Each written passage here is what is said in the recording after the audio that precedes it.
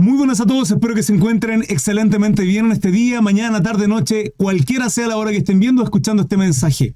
Sana doctrina, palabra del Señor, iglesia amada, con una palabra tremenda. Capítulo 16 del libro de Juan, quiero que se queden con este concepto, consuelo, consolación. Que Dios les bendiga. Juan capítulo 16, desde el versículo 5 en adelante, la obra del Espíritu Santo, desde el 5 hasta el 15. En el nombre del Padre, Hijo y Espíritu Santo, decimos amén. Dice, pero ahora voy al que me envió. ¿Quién es hablando? Nuestro Señor Jesucristo.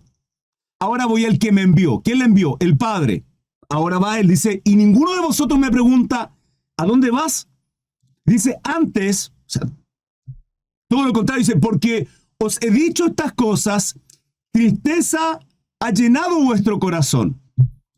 Claro, escuchan a nuestro Señor Jesucristo decir, tengo que ir al Padre, ellos se entristecen porque les tiene que dejar, porque estaba con ellos. Sin embargo, ellos no le preguntan a dónde va, sino que se entristecen en su corazón. 7. Pero yo os digo la verdad, os conviene que yo me vaya. Os conviene que yo me vaya, porque si no me fuera, el Consolador. ¿Quién es el Consolador? Lo vimos en el capítulo 15, el Espíritu Santo. ¿Por qué el Consolador? Si no es porque nos consuela. Dice, porque si no me fuera, el Consolador no vendría a vosotros, mas si me fuere, os lo enviaré. Hermano, acá podríamos pensar de que el motivo de por qué el Espíritu Santo literalmente no venía, en este caso a los apóstoles, este es el contexto inmediato, o en nuestro caso a nosotros, tiene que ver porque Jesucristo estaba ahí. Hay que entender, hermano, nuestro Señor Jesucristo, nuestro Dios, ¿sí? El Mesías, nuestro Señor Jesucristo, el gran yo soy, era 100% hombre, pero 100% Dios y con todos los atributos que eso significaba. Sin embargo, uno de los atributos no podía tener al estar sujeto a este cuerpo de hombre, a la humanidad de Jesús, nacido del cuerpo de una mujer, María, que era la omnipresencia. Jesús no podía estar en todo lugar. Y ese es el motivo del por qué tenía que partir. Ahora, cuando dice, yo os digo la verdad, os conviene que yo me vaya, porque si no me fuera, el Consolador no vendría sobre vosotros, daría para pensar para muchos el hecho de que si el Espíritu Santo, el Consolador, no está porque está Jesucristo, significa que una vez que parta, de ahí en adelante entra en acción. Y es un error de muchos el creer que el Espíritu Santo comenzó a obrar en el Nuevo Testamento, principalmente a través de Hechos capítulo 2, y que de ahí para muchos también creen que comienza la iglesia, ¿sí? En otros comienza la Santa Cena cuando hace la institución y bueno, todo ello. Whatever. Comienza, en lo personal yo creo que comienza en Hechos 2, da lo mismo irrelevante, pero el hecho es pensar que el Espíritu Santo, que la presencia, que Dios comienza a obrar a través de Hechos 2 y no antes, es un error. Hermanos, durante toda la creación, desde el Génesis, durante toda la eternidad, Dios ha obrado a través de la revelación del Padre, del Hijo y del Espíritu Santo. Primera de Juan capítulo 5, versículo 7, porque tres son los que dan testimonio en el cielo, el Padre, el Hijo y el Espíritu Santo. El Padre y el Verbo, o el Logos. Ese es nuestro Señor Jesucristo. El Shema, oye Israel, ¿sí? Oye Israel, Jehová nuestro Dios, Jehová uno es. Elohim, Elohim uno es. Elohim es una palabra de Dios en plural, no en singular. A pesar de que está diciendo el Shema, Deuteronomio capítulo 6, versículo 4 en adelante, está diciendo Jehová nuestro Dios, uno es. Hermano, no tres dioses, un Dios, una voluntad. Y además la revelación de el Padre, el Hijo y el Espíritu Santo, ahí, en la creación, en el Shema. Ese uno es la palabra Ejad. Ese Ejad es una unidad compuesta. Lo menciono para que no pensemos que es el Espíritu Santo obrando solo desde Hechos capítulo 2, cuando llega el Consolador, de ahí en adelante. Dios ha obrado en toda la historia de la creación. Hagamos al hombre nuestra imagen conforme a nuestra semejanza. Hagamos, dice la palabra. No dice, haré Dios obrando, creando al ser humano. Sí, su creación, no sus hijos, su creación.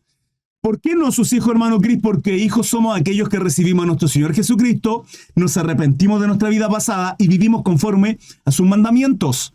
El resto es creación. Para ser hijo tenemos que aceptar y reconocer a nuestro Señor Jesucristo. Vuelvo a reiterar. Ahora cuando dice el Señor, os conviene que yo me vaya, ¿bajo qué circunstancia? nuestro Señor Jesucristo se fue. Bajo una circunstancia, quiero que entiendan, hermanos, es tremendamente importante entender esto. La circunstancia a la cual nuestro Señor Jesucristo parte al Padre es luego de haberse entregado en la cruz. Por eso Él no vino a abrogar la ley, Él vino a cumplirla. Porque la única manera en que usted y yo seamos justos, perfectos, y nos apartemos de todo juicio del Padre a través de la ley, es cumpliendo toda la ley. Es no pasando a llevar ni un artículo de la ley. Pero por cuanto todos pecamos, estamos destituidos de la gloria de Dios. Esto es desde el huerto del Edén. Todos, no hay quien, ni uno solo, salvo nuestro Señor Jesucristo, que cumpla toda la ley. No puede, no hay forma. Por eso la ley lo que muestra es la maldad de nuestro corazón, porque la ley está ahí diciendo no hagan esto y nosotros somos rebeldes ante la ley, ante nuestro Dios, que es el Creador. Por lo tanto, el único medio de justificación, el único medio de salvación, apunta toda la palabra, todo el Antiguo Testamento, Torá, Tanaj, a nuestro Salvador Jesucristo. Por eso Él tenía que cumplir la ley. Él tenía que cumplirla absolutamente toda. Fue justo, fue perfecto el Cordero inmolado en la cruz. ¿Por qué? Porque si yo no me fuese, el Consolador no vendría a vosotros. Hay que entender lo siguiente. En el Antiguo Testamento, nuestro Dios visitaba al hombre. Visitaba al hombre. Lo podemos ver en la vida de Sansón, lo podemos ver en la vida de David, en la vida de Saúl, y que cuando aparta su espíritu, viene la locura, como lo que estamos estudiando en la mañana los devocionales. Saúl vuelto loco buscando a David por todos lados para matarle. Podemos ver aquella historia. La vida de un hombre sin la presencia de Dios es locura, hermano. Es locura. ¿Podrá un hombre sin la presencia de Dios hacer cosas buenas? Sí. Sí, hermano. Por supuesto que sí.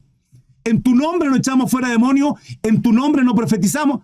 Apartados de mí nunca os conocí, hacedores de maldad. No todo el que me diga Señor, Señor. Las obras que estaban haciendo eran buenas, pero no en la voluntad de Dios. Podemos ver otros varones en la historia de la creación, en el Antiguo Testamento, que hicieron buenas obras. Hicieron buenas obras. Porque un hombre sin Cristo también puede hacer buenas obras. Por eso se comió del huerto del Edén el árbol de la ciencia del bien y del mal. Pueden hacer buenas obras, pero no por buenas obras seremos salvos, hermanos, sino solo por gracia, por medio de la fe. Tenemos que creer en nuestro Señor Jesucristo a través y responder al llamado a nuestro corazón. ¿Ok? Sin embargo, en el Antiguo Testamento Dios visitaba al hombre. ¿Por qué visitaba al hombre? ¿Por qué no podía morar como lo podemos ver hoy a través del Espíritu Santo en usted y en mí? Como lo dice Ezequiel 11. Ezequiel 11 dice que transforma nuestro corazón de piedra, uno de carne, y pone un espíritu nuevo en nosotros. Qué precioso eso. En nuestro Dios morando en nosotros. ¿Cómo es posible eso? ¿Cómo es posible si no solo a través del sacrificio de nuestro Señor Jesucristo? La única manera. Porque en el Antiguo Testamento Dios visitaba al hombre solo en el lugar santísimo, con el sumo sacerdote, y luego de ser purificado a través de sangre, de la expiación de sus pecados por medio de la sangre. Solo podía ingresar así. Entraba con sus vestiduras y con campanitas abajo en sus vestiduras y atado con una cuerda. ¿Por qué? Porque si él no expiaba sus pecados y moría fulminantemente ante la santidad de nuestro Dios, lo tenían que sacar con la cuerda tirándolo hacia afuera, hermano. ¿Quién lo iba a rescatar? Si solo el sumo sacerdote podía ingresar ahí. ¿Quién lo iba a rescatar? No había forma. Entonces lo sacaban con una cuerda en el caso de que muriera, fulminantemente ante la santidad de nuestro Dios. Ahora la pregunta es, ¿por qué ni usted ni yo hemos muerto si Dios mora en nosotros? Porque el pecado fue expiado, porque ya se pagó con sacrificio de sangre. El Cordero fue inmolado, nuestro Señor Jesucristo.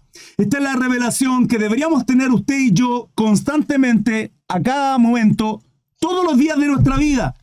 Eso es lo que se conmemora, eso es lo que se instituye en la Santa Cena. Tener la aflicción de entender lo que Cristo hizo por usted y por mí. Él moró entre nosotros, pero ahora Él viene a morar en nosotros a través del Espíritu Santo. Y aquí viene la revelación de este versículo 7. Porque yo os digo la verdad, os conviene que yo me vaya. Porque si no me fuera, el Consolador no vendría a vosotros, mas si me fuere, os lo enviaré. Y cuando Él venga, convencerá al mundo de pecado. ¿A quién? Al mundo. ¿Quién lo hace? El Espíritu Santo. Usted y yo, ¿qué hacemos? ¿Cuál es nuestra labor? Predicar, hermano. tira la semilla. De ahí viene la parábola del sembrador. Marcos capítulo 4. Si mal no recuerdo. Marcos capítulo 4. La parábola del crecimiento de semilla. O Mateo. Hermano, no recuerdo. Mi memoria. La parábola del sembrador. Salió el sembrador a sembrar. Tira la semilla y esta cae en diferentes lugares. Entre pedregales, entre espinos y en buena tierra. Y en buena tierra tiene crecimiento al 30, al 60 y al 100 por uno. El crecimiento, la madurez de todo y cada uno de nosotros no es toda igual. No todos crecemos a la misma velocidad, no todos vamos a... Y ahí vamos entendiendo que aquellos que crecemos, ¿usted cree que es maduro espiritualmente? ¿Que tiene conocimiento de la palabra, de la verdad, que el Espíritu Santo... Ok, perfecto, aguantamos a los más pequeñitos. Esa es la responsabilidad que tenemos. Nos amamos, el Señor lo viene mostrando, hermano. Nos amamos los unos a los otros. Vimos en el capítulo 13, resumiendo todo el capítulo 13, con relación a ¿qué? Servicio. Servicio. Nuestro Señor Jesucristo nos muestra, lavando los pies de su discípulo, lo que significa ser el primero, líder, predicador, adorador. Usted en su congregación tiene un lugar de honor, de privilegio, usted sirve. Usted está de los primeros, usted es el último. Se hace siervo de su hermano. Servicio. Ofrenda, capítulo 12. Podemos ver la revelación de nuestro Señor Jesucristo a través de Juan, donde hemos sido ministrados a través de esta palabra. ¿Sí? Y cuando venga, Él convencerá al mundo de pecado. Nosotros simplemente tenemos que predicar. Lanzar la semilla, Dios da el crecimiento. Él sabe, el Espíritu Santo convence. Ni usted ni yo. Ciertamente podemos persuadir. Lo dice Judas, versículo 22, capítulo 1, porque solo tiene un capítulo. Judas 22 dice, a los que dudan, algunos que dudan, convencedlos, versículo 22. A otros salvad arrebatándolos del fuego. Para aquellos que dicen que no existe el fuego, la condenación eterna, el infierno, hay suficiente escritura para comprender que sí lo hay. Una de las cosas que predicó bastante nuestro Señor Jesucristo tiene que ver con esto, con la condenación eterna. A otros salvad arrebatándolos del fuego, y de otros tened misericordia con temor. Con temor, tengan precaución, hermano, aborreciendo aún la ropa contaminada por su carne. Pero quien convence de pecado al mundo es el Espíritu Santo. Y cuando Él venga, convencerá al mundo de pecado, de justicia y de juicio. 9. De pecado por cuanto no creen en mí, dice el Señor Jesucristo. De pecado por cuanto no creen en mí. De justicia por cuanto voy al Padre y no me veréis más. De justicia tiene que ver con el sacrificio que Él hizo en la cruz. ¿Sí? ¿Por qué de justicia, hermano Cris? Porque usted y yo merecemos el castigo. Usted y yo merecemos el juicio y condenación eterna. Pero Él, el Cordero inmolado, nuestro Señor Jesucristo, nos redimió. Hermano, la salvación no es gratis. La salvación no es gratis. Él pagó el precio. Y Él pagó el precio para que usted y yo seamos redimidos. ¿Sí me entiende, hermano? 11. Y de juicio por cuanto el príncipe de este mundo ha sido ya juzgado. Aún tengo muchas cosas que deciros, pero ahora no las podéis sobrellevar. Pero cuando venga el Espíritu de verdad, ¿por qué Espíritu de verdad? Porque hay un espíritu de mentira, hermano. Hay un espíritu de mentira, el anticristo, todo lo que es contrario a nuestro Señor Jesucristo. ¿Cómo identificar cuando está el espíritu de mentira? Por varios motivos. Es contrario a Cristo. Por eso se llama el espíritu del anticristo. Y este viene operando desde siempre. Todo espíritu contrario a nuestro Señor Jesucristo es el espíritu del anticristo. Pero el espíritu de mentira también tiene que ver con aquella palabra manipulada, torcida. Por eso muchos llamamos sana doctrina. Ahora, ¿cómo identificar una doctrina enferma? ¿Cómo identificar un espíritu de mentira? Conociendo el espíritu de verdad.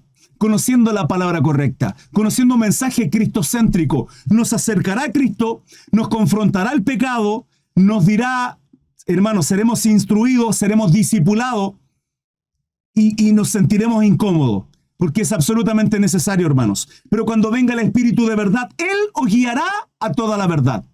¿Quién? El Espíritu Santo. porque no hablará por su propia cuenta, sino que hablará todo lo que oyere y os hará saber las cosas que habrán de venir. Nuestro Dios nos tiene alerta, hermano. Ahora, esto de y os hará saber todas las cosas que habrán de venir tiene mucho que ver con la palabra profética, con el espíritu de profecía, con el don de lenguas. Mucho que ver. Primera de Corintios, hermano. Vamos a Primera de Corintios. Hermano Chris, ¿por qué tiene que ver? 1 Corintios 12, 13. El hablar en lenguas, capítulo 14. Escuchen. Pero el que profetiza habla a los hombres para edificación, exhortación y consolación. Pero el que profetiza, entonces la labor, el don profético, aquel que profetiza, ¿qué estoy haciendo yo? Palabra profética por excelencia, estoy predicando esto. Para edificación, exhortación y consolación. Edificación, exhortación y consolación. El que habla en lengua extraña a sí mismo se edifica, pero el que profetiza edifica a la iglesia. Ahora, acá está hablando de el hablar en lenguas. Es el capítulo 14. Es importante entender esto porque donde dice, y os hará saber todas las cosas que habrán de venir, porque el don de profecía es para edificación, exhortación y consolación, y para advertirnos de cosas en adelante también. ¿Sí?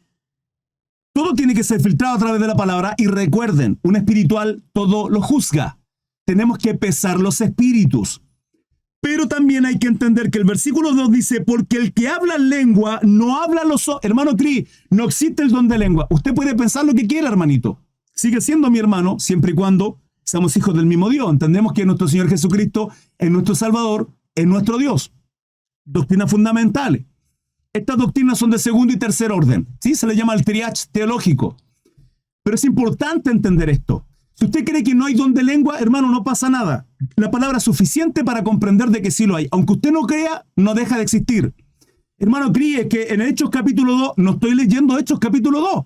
Estoy leyendo Corintios. No sé si se dio cuenta. Sí, lo que pasa es que en Hechos 2 hablaron un idioma porque habían otros que tenían otra lengua y tenían que ser alcanzados. ¿Me permite unos minutos? Sí, hermano Cris. Ok, no se preocupe. Porque el que habla lengua no habla a los hombres, sino a Dios. Sino a Dios. Pues nadie le entiende. Hermano, esto ya lo ministré hace mucho rato. Aunque por el Espíritu habla misterios. Entonces, este don de lengua que nadie entiende es de edificación personal. Ni yo la puedo entender, ni aún habiendo un intérprete. Porque ¿a quién habla? Sino solo a Dios. Cuando una palabra, un don de lengua, que es espiritual, que es angelical, es interpretado por un intérprete que tiene el don de interpretación, se hace profética. ¿Por qué? Porque es de edificación a la congregación. De ahí viene pero el que profetiza habla a los hombres para edificar, edificación, exhortación y consolación, y el que habla lengua extraña a sí mismo se edifica, pero el que profetiza edifica a la iglesia. Lo que ocurre en Hechos capítulo 2, versículo 3, tiene que ver con esto, el versículo 22. Así que las lenguas son por señal no a los creyentes. Las lenguas son por señal no a los creyentes, sino a los incrédulos. Es lo que ocurre en Hechos capítulo 2. Para que la manifestación del Espíritu Santo le hagan saber las cosas, el Evangelio, y sean alcanzados. ¿Se dan cuenta? Bueno, no es el tema de hoy, pero tiene que ver mucho con el Espíritu Santo. ¿Por qué, hermano? Porque la revelación de Dios manifestándose a nuestra vida. Él nos revelará, Él nos consolará, Él nos llevará toda justicia. Él al mundo convence de pecado. Es la obra que hace el Espíritu Santo, hermanos amados. No es solo una fuerza. Él discierne, Él nos revela, Él nos guía, nos orienta, Él nos consuela. Él se entristece. Es la revelación de Dios a través del Espíritu Santo. No sé si me van entendiendo. 14. Él me glorificará, porque tomará lo mío, de lo mío, y os lo hará saber. Todo lo que tiene el Padre es mío. Por eso dije que tomará de lo mío, y os lo hará saber. Capítulo 16, versículo 15. Hija, le agradecería si puede abrir chat. Hermanos amados, está ministrada la palabra. Dudas, preguntas, consulta. Estoy a su servicio. Y es así como finaliza esta primera parte de este capítulo 16. Hermano, fue precioso el en vivo. Le hago la cordial invitación a que participe con nosotros en Instagram, TikTok, Facebook y YouTube. No se pierdan, hermanos. No se pierdan estos estudios bíblicos. Que Dios los bendiga. Nos vemos 21:15 horario en Chile. Chao, chao.